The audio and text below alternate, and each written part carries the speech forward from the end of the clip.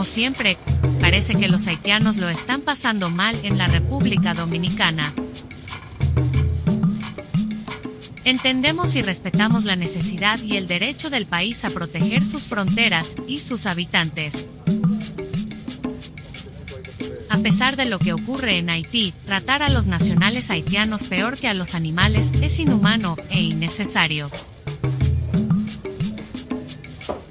La gente parece olvidar que la mayoría de las atrocidades las hacen los dirigentes políticos y no el propio pueblo.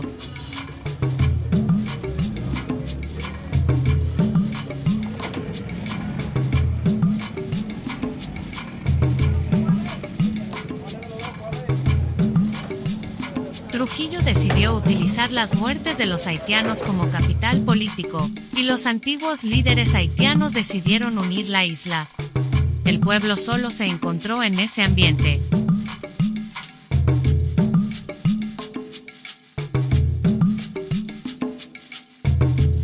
Tenemos que ser conscientes de que solo hay un planeta, una raza humana y una muerte para todos nosotros.